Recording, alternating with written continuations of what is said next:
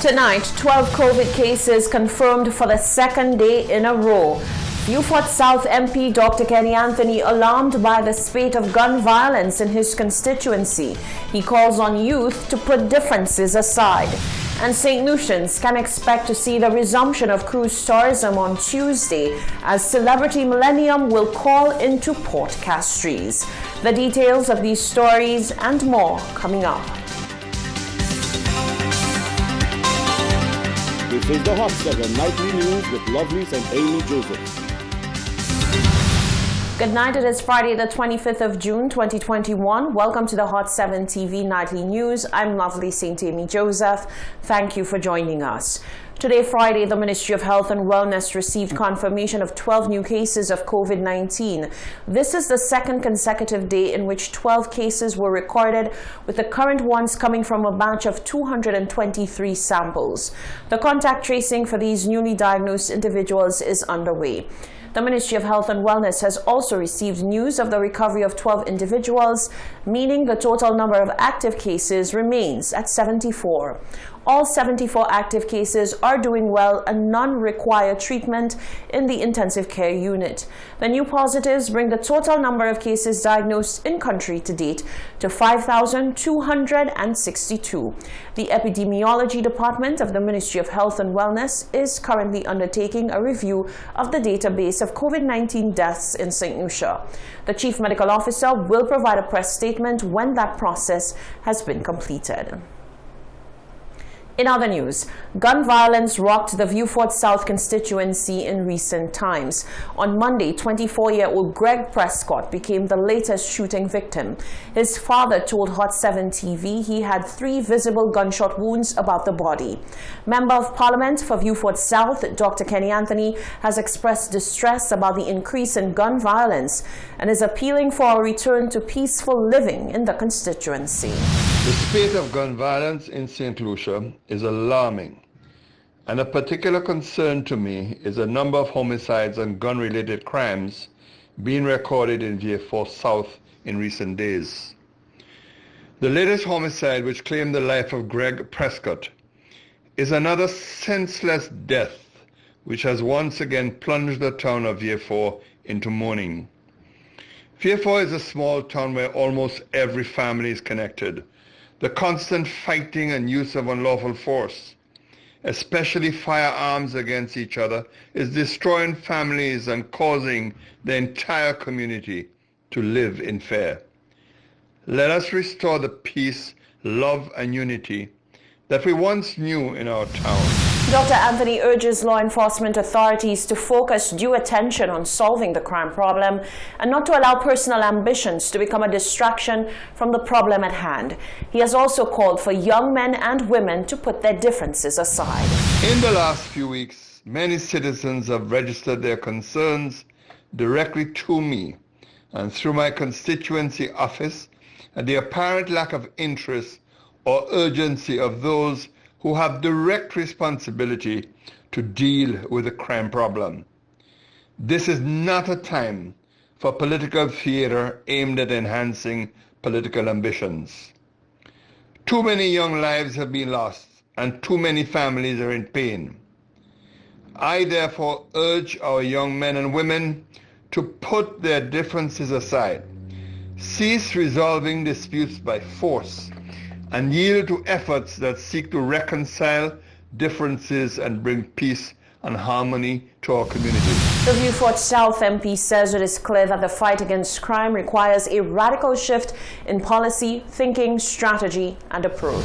We cannot continue to fight crime by using the same approaches that we have used in the past.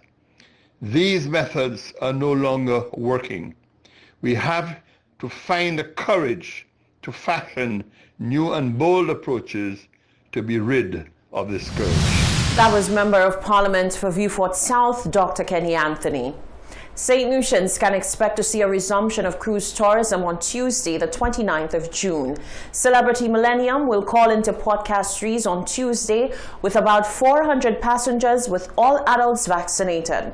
Officials hope that the strict measures of having all adult passengers fully vaccinated will allay the fears of members of the public. The cruise sector was the first to be suspended at the onset of the COVID-19 pandemic due to the high rate of COVID being recorded on board the vessels. It has taken about a year for the sector to reopen, with yachting and stay-over arrivals returning to the island months ago. According to the Permanent Secretary in the Ministry of Tourism, Donovan Vitae, however, the resumption of cruise tourism come Tuesday won't be business as usual. With the return of this service, it means that the capacities that we normally would have seen pre-pandemic phase is going to be significantly reduced.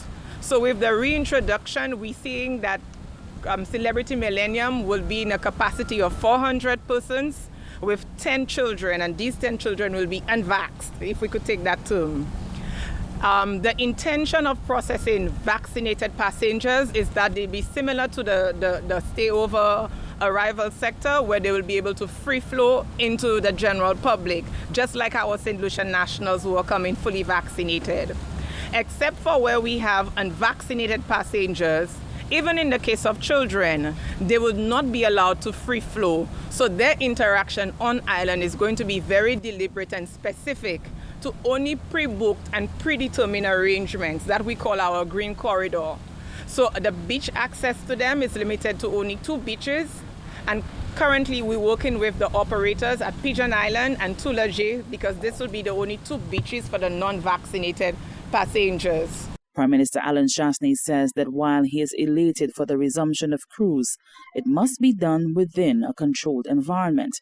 And until more people are vaccinated, the country cannot afford to open up the sector to everyone. The state of Florida is trying to insist that the cruise ships cannot discriminate and have to allow persons who are not vaccinated on the ships.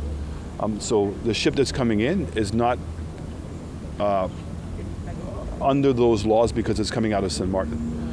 But the ships that eventually will be coming out of Miami, that's what we're working with to solve. And I want to really thank the governor Governor Bryan from USVI, who we've spoken several times, and his office is working with us in the OECS and CARICOM to try to get the governor of Florida to understand that while we totally appreciate what he's doing, until more persons are vaccinated in our region, we really would need the ships to have 100% vaccinated personnel.